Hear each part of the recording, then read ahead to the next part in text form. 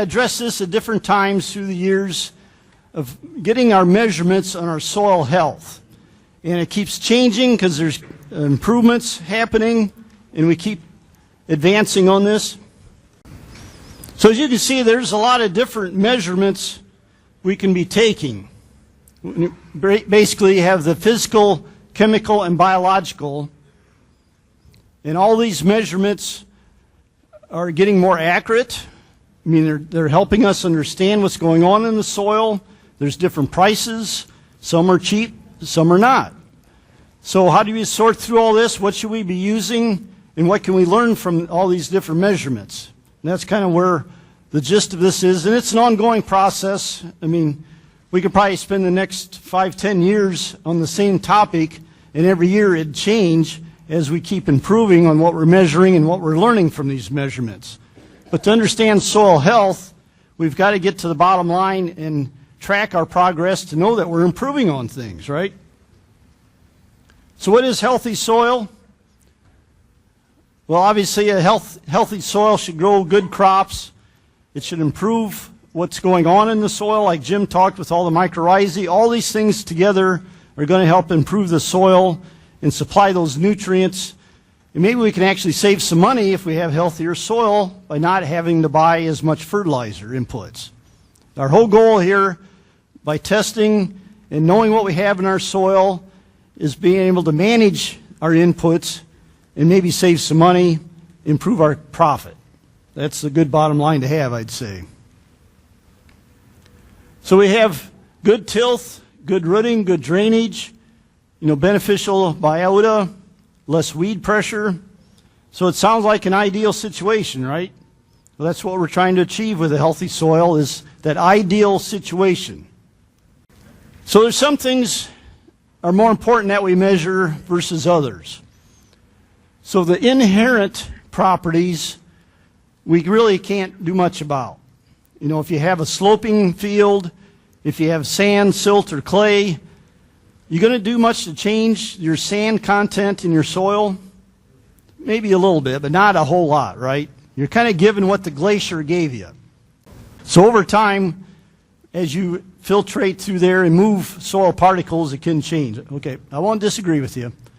But we need to look at more on the dynamic measurements. And these are the ones that what we do with the soil inputs, what we do with our farming practices, this will actually change the soil health. So we want to look at, organic matter pH, the compaction layer, disease pressure, and hopefully over time we can change the soil quality by focusing on those things that really make a difference in our soil health. So as we look at, the complete components of soil, we have soil organic matter is just a small percentage of what's in our soils, right? What are we, from 2 to 3 to 4%? So of that small percentage, of that 3%, we even look at a smaller amount, and that's what's called the active organic matter. So as we fine-tune down to the small amount of organic matter, this active part, that is going to reflect very quickly of what we're doing with the soil as far as improving the soil health. So about 2 to 5 years, we can see a response with active carbon, whereas we look at long-term humus in the soil, it may take decades or more to really change that. So this is a good indicator of what we're doing, building up our soil health by looking at this active carbon component.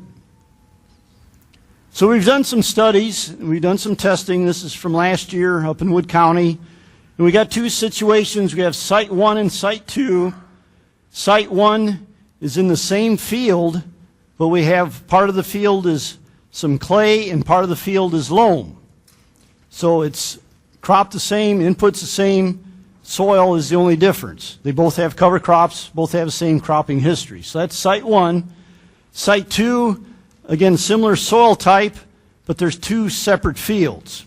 So they're very close together, so soil type is basically the same. But the difference between the Site 2 loam and the Site 2 loam has cover and manure. So we're trying to see, okay, with these differences, are we really making any progress by really improving the inputs And what changes? Is it soil type? Is it the clay or the loam? Or is it the inputs on the loam that's making the difference? So we can see with active carbon, a loamier soil on site 1 had a little better active carbon. Site 2, we had a little better active carbon where we had the cover and manures. Now the site 2 is fairly new. They haven't had covers for very long, and manure was probably 1 or 2 applications in the whole cropping history. So it's just beginning that process of improvement. So we can see good trends there from active carbon. So like Jim was saying, with the soil biology, this active carbon is another good measurement to see our microbes and our mycorrhizae fungi. Is that working? By doing this active carbon test, it's another indication of what we have in the soils. So it's a very good indicator of those organisms. So as you think about the energy in the soil, we're getting the sunlight, it's going into the plants give off through the roots, they decompose, and we have the nematodes, we have the mycorrhizae, we have the fungi, the bacteria that feed on those root exudants, and then that transfers into higher and higher organisms. So it's a whole cycling of that food web in the soil that starts with the sunlight energy and ends up, with the birds and moles and the larger organisms. So all this has to cycle and turn over that energy, but it all starts with that active carbon that comes out from those plant roots that stimulate this whole web to begin the process. So it's very important for this all to happen. What do we have without it? Basically sterile soil. Nothing's happening, no turnover of nutrients, no life in the soil. To get life, we have to have this food web active. So when's a good time to do our soil health sampling? George, what would be a good time to go out in the field and try to capture soil health in there? What? So probably early summer, right? You can sample any time of the year, but for me, to see the maximum amount of activity, to see if I'm really improving things, I want to test it on the high side. I'll have a better shot at really capturing what I've been able to accomplish. So we got to get past the frost. I usually go out first half of June. If it's normal year, you're not into the heat of the summer, you still have good soil moisture, things are actively growing, about side dress time or so with corn. We can go again then in the fall, maybe right before, right after harvest, before it gets too cold. So those are some pretty good times to go out and sample. So there's a lot of things out there. Just a handful of soil is going to have all these organisms, and that's what we're trying to improve upon, is building up the soil life. So one measurement I think we've talked about before is the Solvita test. And this is there's 2 versions. One is like a field test that you can do yourself. It just takes 24 hours. You put some soil in a jar, and the paddle changes color. The other Solvita is where you send it off to a lab. They dry down the soil, they re-wet it, and then they test it with more accurate instruments. So both of these kind of Solvita tests are looking at respiration. So what is soil respiration? Well, it's the same as you and I right now. Hopefully we're breathing and respiring, right? So living organisms respire, soil organisms respire.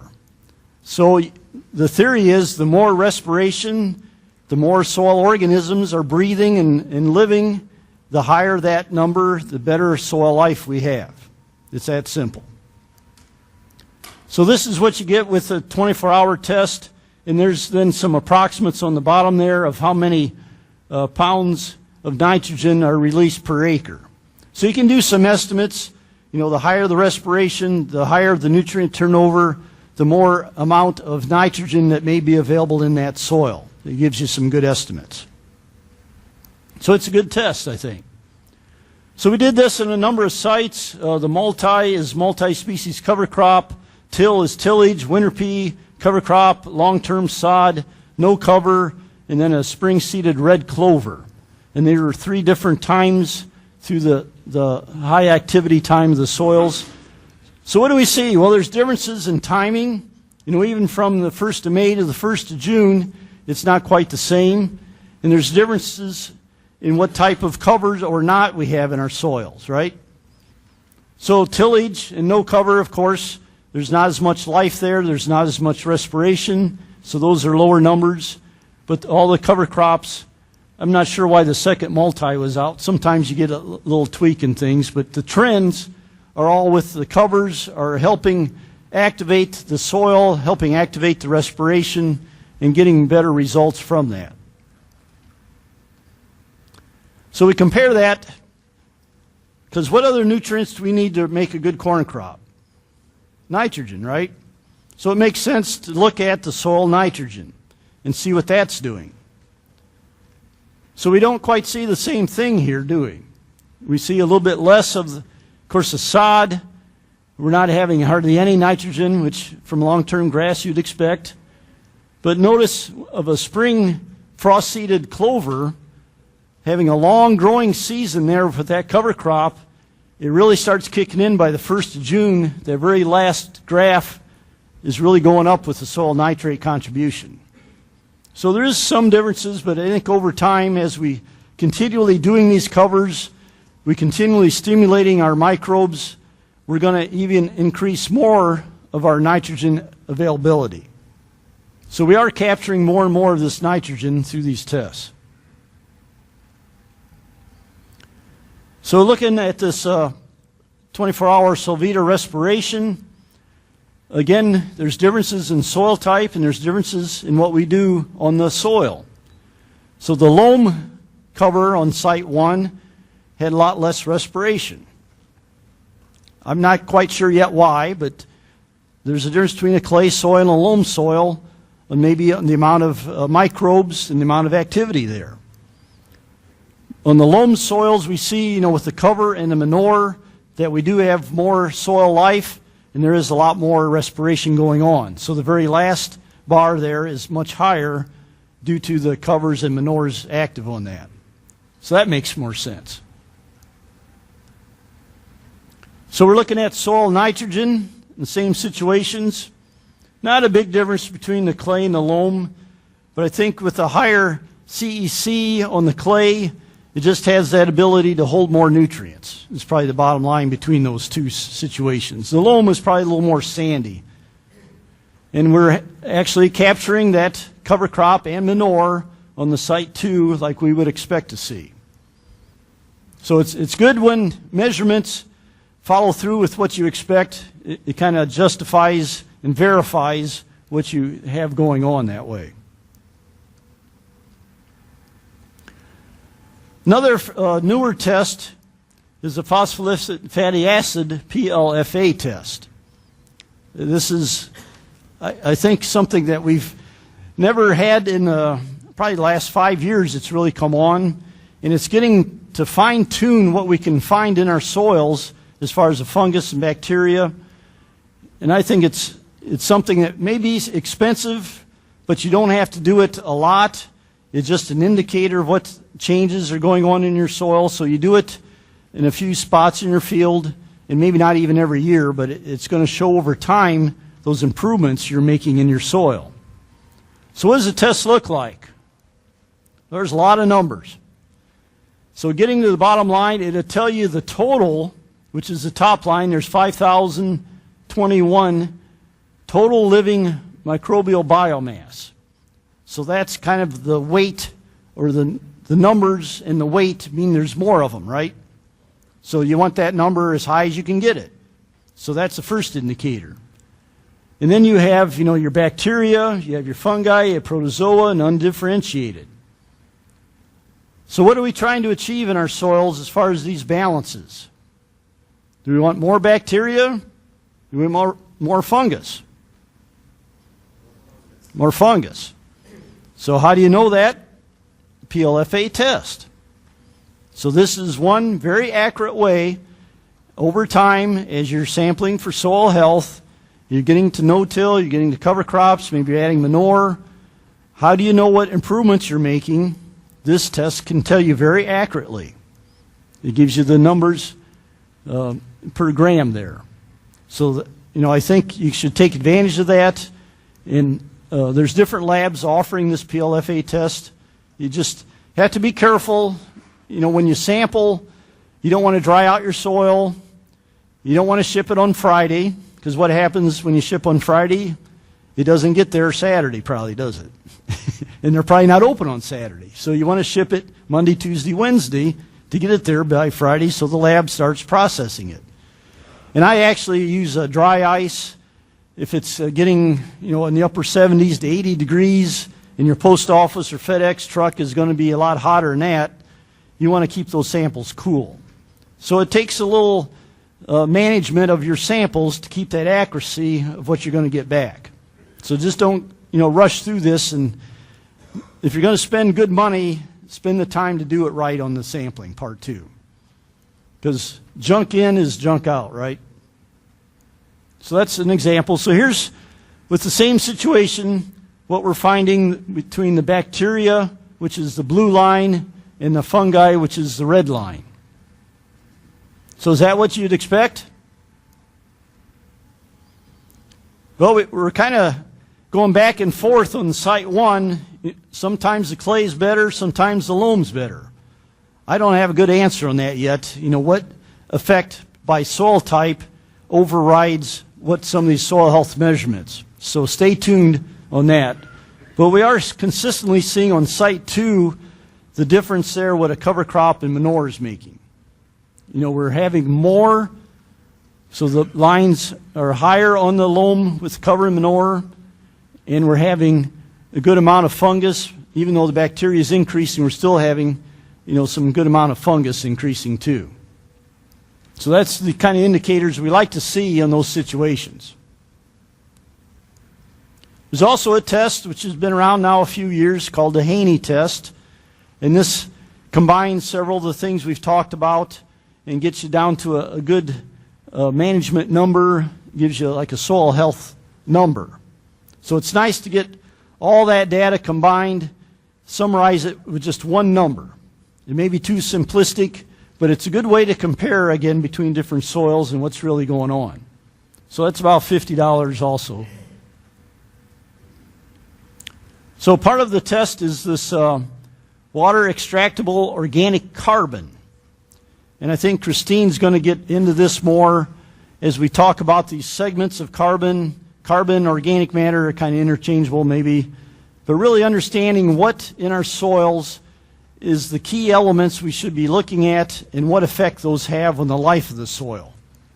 So again, we now have a way of measuring this. You know, this is quite interesting that we're getting this exact science on our soil health measurements. So what is the results we found? Well, with the loss on ignition organic matter, this is, let me see, yeah, this is the basic one that you'll have on a normal soil test. So again, we're about 3 to 4%. So in site one, why is the clay higher? Well, it's a higher CEC. So probably organic matter and CEC may go together, may not, depends on the soils again, right? And we're seeing a 0.4% increase on our covers and manures with the site 2. I think that's pretty significant on just total organic matter, loss of ignition organic matter. So even just with a few years of cover and manure on that site, we've made substantial progress on our total organic matter percent. So this is the water extract organic carbon, and this is related in parts per million. So we see even a huge difference. I didn't start at 0 on the left just so I could differentiate out the bars a little better to show you the differences there. But the clay is quite a bit better than the loam on site 1. And again, we see improvement on site 2 with a very identical situation just because of the covers and manures. So we're gaining where we've wanted to gain on the cover and manures. We're seeing the differences between our soil types on site 1. So another measurement as we look in our soils is the water extractable total nitrogen. And we have the inorganic and the organic. So these are different forms of nitrogen. Some forms are more accessible to plants than others. Some forms of nitrogen are more naturally produced versus commercial fertilizer. So we're looking at all these differences and trying to see what the natural form of nitrogen that's being produced in these soils and coming up with that indicator. So here again, it follows kind of the same trend as the carbon, doesn't it? So we're seeing the clay with more nitrogen, the organic nitrogen, and we're seeing the loam on site 2, because of those covers and manures, are having more of that organic nitrogen available. So, the more tests we do, the more confidence we're getting, the more trends are staying the same that way, and these are part of some of the measurements that we can accomplish. So this is, with the Haney test, the overall soil health number. So what does that number mean? Well, it's just a rating.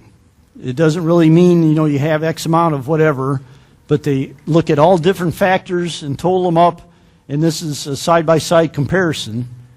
So does that mean the loam and cover on site 1 is no good? Not necessarily. As you compare over time, if you go back a couple years from now and try in the very same site, hopefully we'll see a change there. And you can see then with the site 2, again, where the cover with manure is significantly better with the soil health total rating.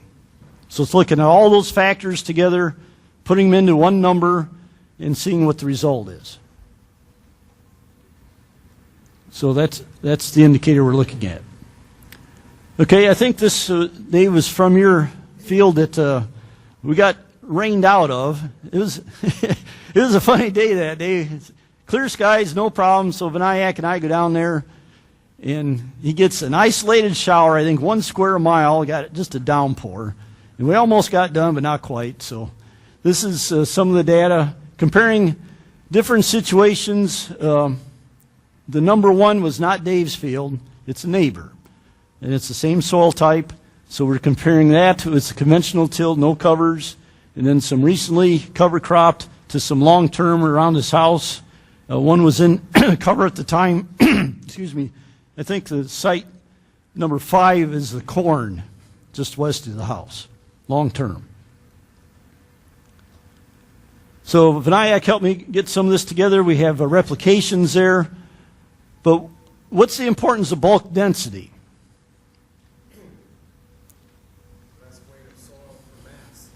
Yeah, we're looking at basically the tightness of the soil, how much air can get through the soil, how much water can infiltrate to the soil, how well the roots can grow through the soil. All these things are an indicator of bulk density. So do we want a higher number or a lower number in bulk density? We want a lower number because it's not as dense with a lower number, right? So we're seeing a nice trend. As you go longer and longer with the no-till and cover crops, we're seeing reduction of that bulk density. And that's pretty good numbers. When you start getting below 1, that's pretty loose. So the other indicators with the PLFA test, we see the trends here with the fungi and bacteria.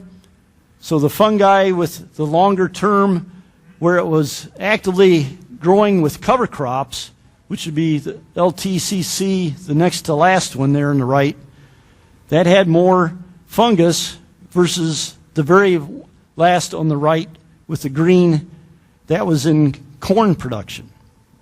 So even though the last 2 LT long-term covers, basically the same amount of time in cover crops, the current crop growing at the time of sampling still makes some difference in the amount of fungus in the sample. Hey, just real quick, it's Christine Jones here. Okay?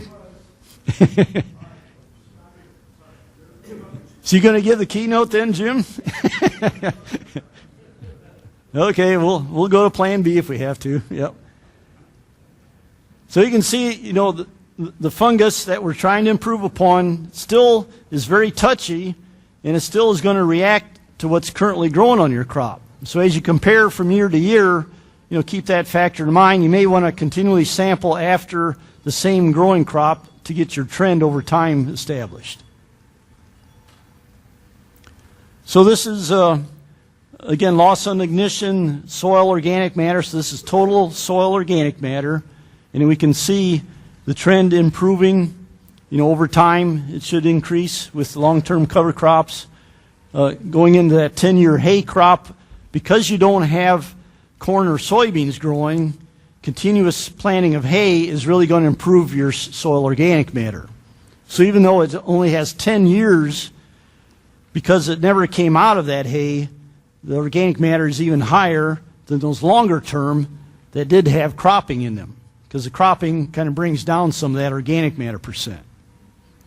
So if we could ever get into longer rotations to get alfalfa or clovers or things growing for more than 1 year, that helps really activate that and get that organic matter percent even higher. So what's the active carbon doing in these same situations? Again, we're seeing a good trend. The 2-year cover had a kind of a spike there, but I think you see the trend there is improving. And see how low on the left that CT no cover crop is for active carbon. I mean, to me, that really tells a story. If you're not treating your soil right, if your soil doesn't have that life in the soil, the active carbon's needed to stimulate that life. So if you only have 304, that'd be parts per million of active carbon, you're not going to have much soil life. You're not going to have a good turnover of nutrients, and you're probably not going to have the best yield because of that, right? So that's a good indicator to look for. So the overall soil health score from the Haney test, again, the hay kicks it up because we have not had grain crops planted there. So it doesn't surprise me. And the trend there continues up and up. So, as we wrap up here, there's a lot of good information out there. We have NRCS, Jim and I have done some videos. It's on the NRCS, Unlock the Secrets in the Soil.